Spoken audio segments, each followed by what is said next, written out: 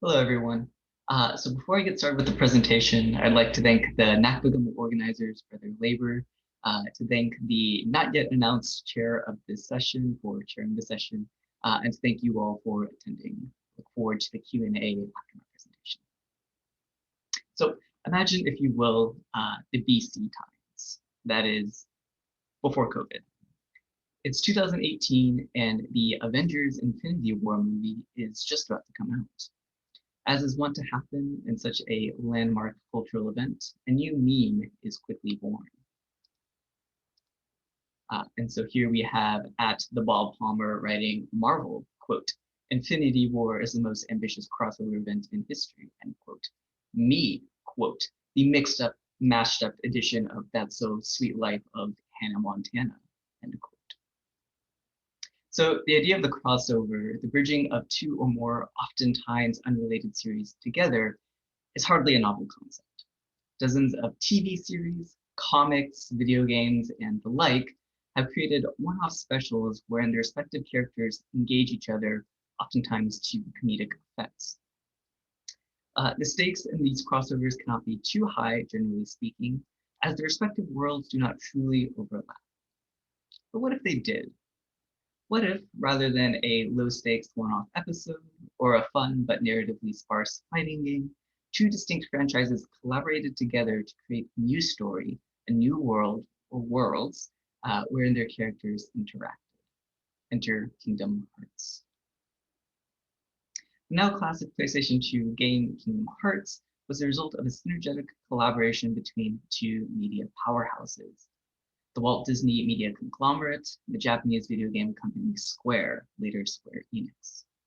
The game tells the story of a young boy named Sora who is whisked away from his home on an adventure to save numerous worlds from darkness, along with Disney mainstays Donald and Goofy. Oh, that's Sora, and here are Donald and Goofy. Characters from Disney, Square Enix's most popular series, Final Fantasy, and some new characters novel to Kingdom Hearts cohabitate these many in-game worlds. And as you can see on screen, these are actually worlds that they travel to. Some of these worlds are unique to Kingdom Hearts, for instance, Destiny Island, Traverse Town, and Bastion, but many of the worlds are based upon the settings of Disney movies. For instance, the Halloween Town world based on Disney's Nightmare Before Christmas, and as you can see on screen highlighted, Olympus Coliseum based off of Disney's Hercules.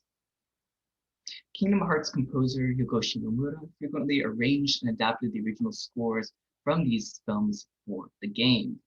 Here then, the arrangement of pre-existing music contributes to the process of world building.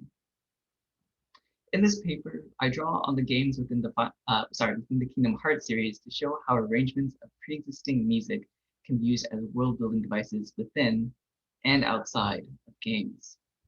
The first section begins by expanding upon James Buhler's notion of musically branding a franchise, considering the inherent politics of merging two media franchises and suggesting that music is fundamental in mediating this merger.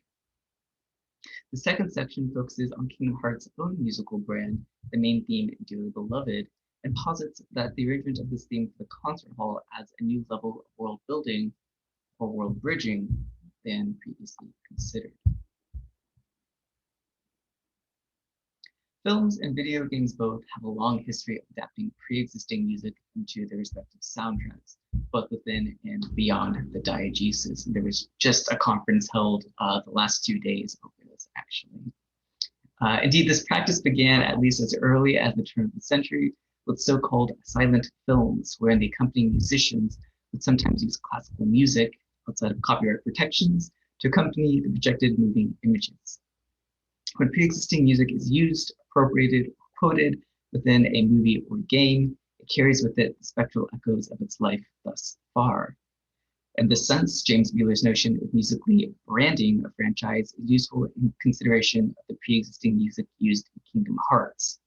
He suggests that music has a, quote, way of binding the world of the franchise together across not just various films, but an increasingly diverse media landscape, including especially video games, websites, and amusement park rides. Music, in fact, has often been deployed as though it was a key franchise asset, along with characters and set and prop design, which induces the appearance of our belief in and commitment to the fictional world. Music seems especially important to encourage us to embrace the fantasy of an alternate universe, end quote. And I will come back to this idea of universe. Rather than a singular brand, however, in this case, the brands come by way of the many Disney movies the worlds are based on. Music, and song especially, has been an elemental component of Disney's filmic output for decades now. The use of these songs as background music in these worlds then brands Disney within Kingdom Hearts. Take, for instance, the use of This Is Halloween in the Halloween Town world based off The Nightmare Before Christmas. Upon docking their ship and entering the world, Sora, as well as his companions Donald and Goofy, have new outfits to match the Burton-esque aesthetic of Halloween Town. But not only does their attire change, so too does the music. The sounds of Shimomura's newly composed music fade to be replaced by an instrumental arrangement of Danny Elfman's score from the original movie. The music is looped on repeat for the majority of the level, thus branding it as its own property against the general game world of Kingdom Hearts, or maybe more precisely in astronomical terms, the Kingdom Hearts universe. So let's give this a watch.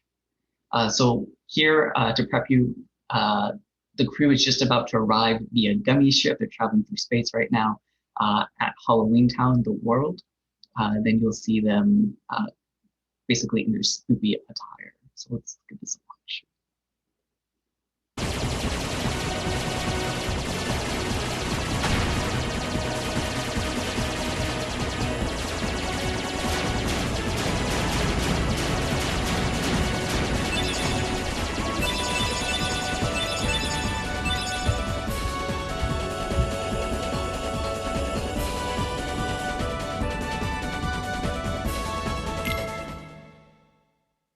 Disembarking in the world of Halloween Town.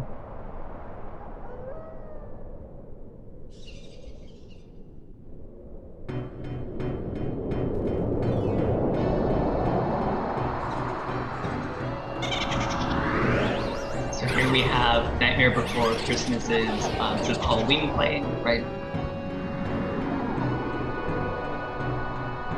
And then this is interesting, I think. We have the actual branding Halloween Town as its own stage, as its own level, as its own property. Here are Goofy, Sora, and Donald in their spooky attire.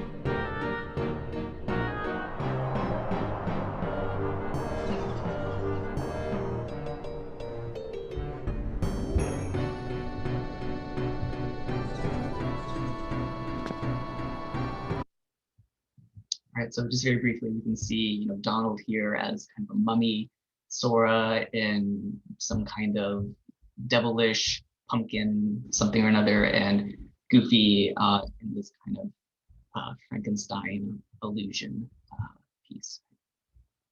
So here too, not only music changes, but also their attire, as Jim points out in school. So this process can be further understood through musical markedness and troping. Robert Hatten, drawing from the writings of semiotician Michael Shapiro, codified a theory of musical markedness in the mid-1990s. Hatten writes, quote, markedness as a theoretical concept can be defined quite simply as the valuation given to difference. Wherever one finds differentiation, there are inevitably oppositions. The terms of such oppositions are weighed with respect to some feature that is distinctive for the opposition.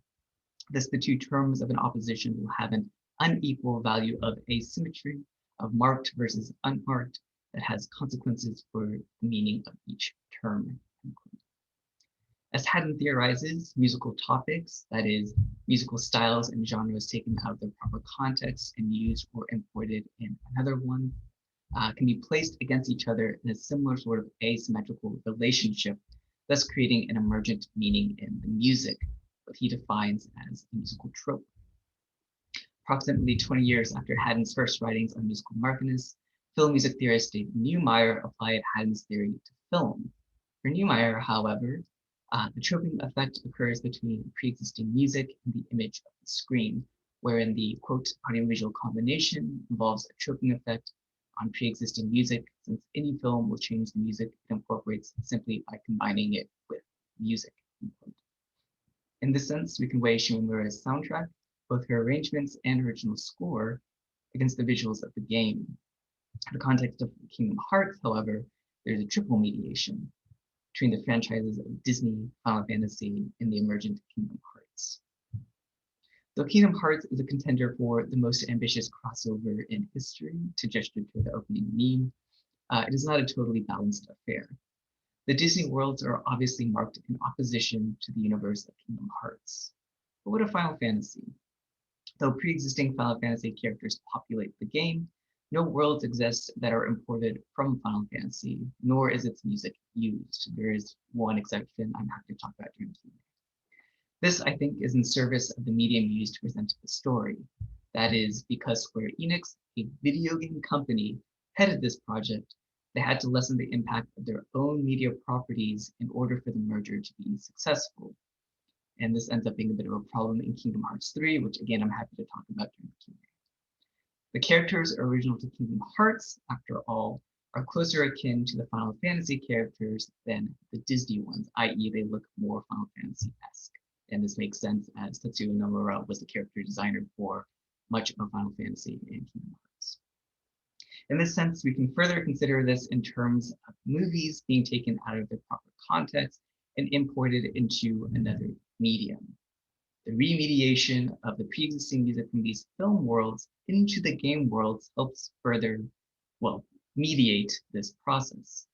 The emergent meaning of this ludo-musical from troping is, of course, the narrative of the game, one which reimagines the stories of Disney, adhering to Walt Disney's preoccupation, the mythic struggle of light versus dark. As another example, consider the use of Manos Mussorgsky's symphonic poem, Night on Bald Mountain, in the game, borrowed as it is from Disney's Fantasia to accompany the player's fight against Chernobog.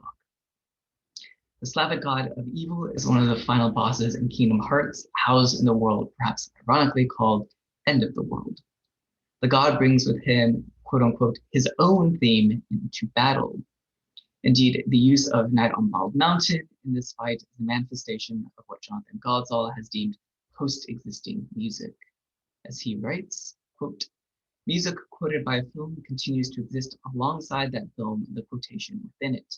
It is clear, for instance, that neither the Herbert von Karajan/Wien Philharmonic recording of Waltz's Sprach Zarathustra nor Richard Strauss's composition itself cease to be entities in their own right upon their partial quotation in 2001, Space Odyssey. These musical texts pre-existed the quotation, and they now, to coin the term, post-existent. The use of Night on Bald Mountain is the post-existing effect Godsall describes at play, where a pre-existing piece gains specific connotations based on how it is used elsewhere. Here, the use of this post-existing music is in service of world building. The post-existing ties here are specific to Chernobog as character, though not to the end of the world level in which he is housed. And the world, after all, is unique to Kingdom Hearts, not a pre-existing Disney world unto itself. However, with Chernobog and with his theme, that is Night on Bald Mountain, the eponymous Bald Mountain is also constructed. So let's watch this.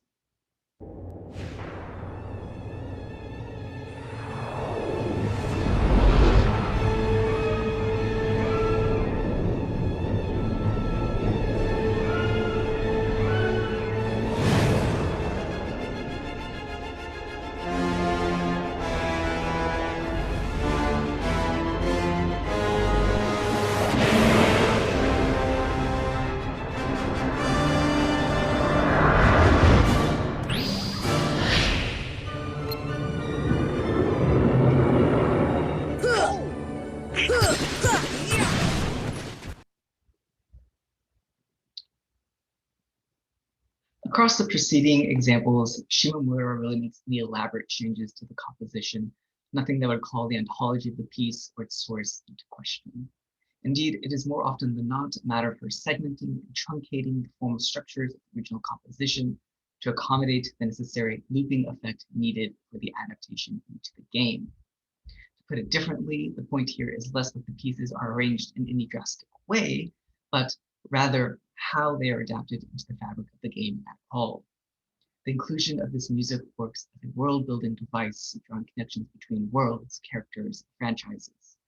In the case of Halloween Town, the music sets the stage for the world, tying the Kingdom Hearts world of Halloween Town to Disney's Nightmare Before Christmas.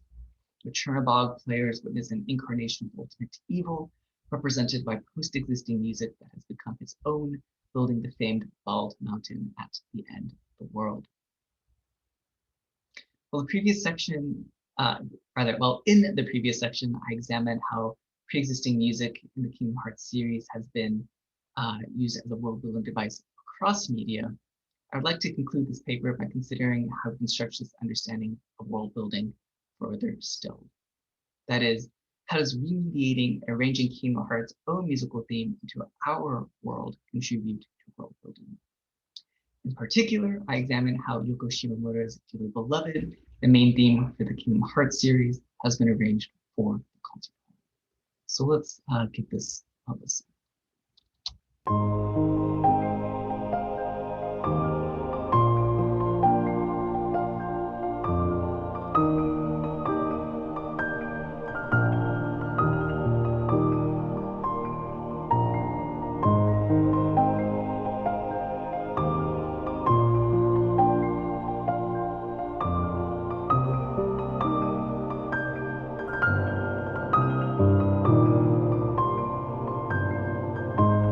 Then it loops back in on itself. Spoilers for what comes next. As Dearly Beloved and its various arrangements have played on loop the title screen of every Kingdom Hearts game for almost 2 decades, the melody has become a familiar one to fans of the franchise. In the context of the Kingdom Hearts games, Dearly Beloved musically brands the franchise at the game's outset, with each new game in the series opening with a new arrangement of this brand. That the game in this franchise plays with musical variations, then, perfectly sets up Natsume Kameoka's concert paraphrase on Dearly Beloved. The concert paraphrase was released as a recording of the Piano Collection's Kingdom Hearts album, produced by Square Enix and distributed by Sony in 2009, as a reflection of the ongoing trend of arranging video game music into quote-unquote proper classical forms.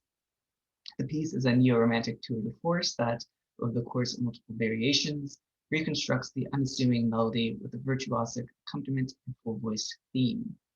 The paraphrase itself further comments on this romantic and virtuosic lineage with an intertextual inverted reference to what is frequently thought of as a paragon of romantic piano writing, the opening 8 measures of Sergei Rachmaninoff's Second Piano Concerto.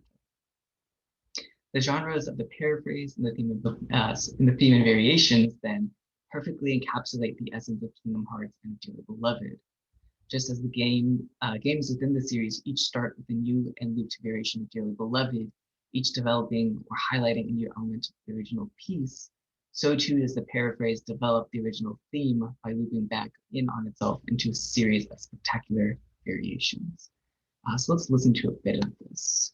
So to start, here's the Rachmaninoff quotation.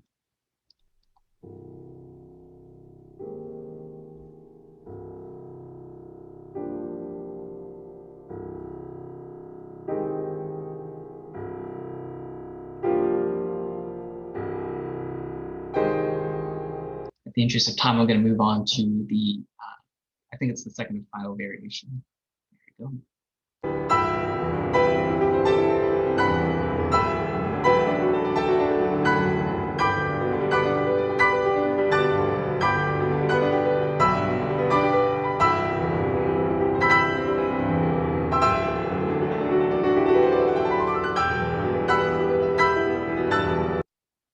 If you haven't heard this before, I really do encourage you to listen to it in full. It's quite remarkable.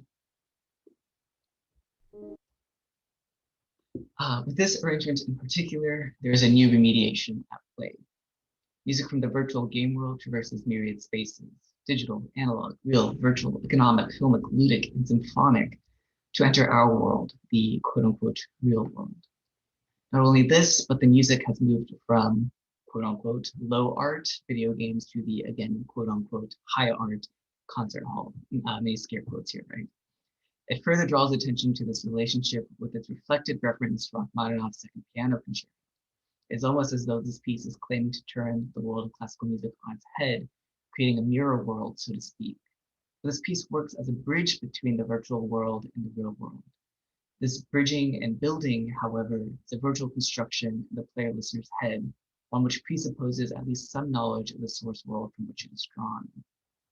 To that end, I think it is no coincidence that the most recent game, the Kingdom Hearts franchise, is a music game entitled Melody of Memory. And I think I'll end my presentation here today. So thank you all for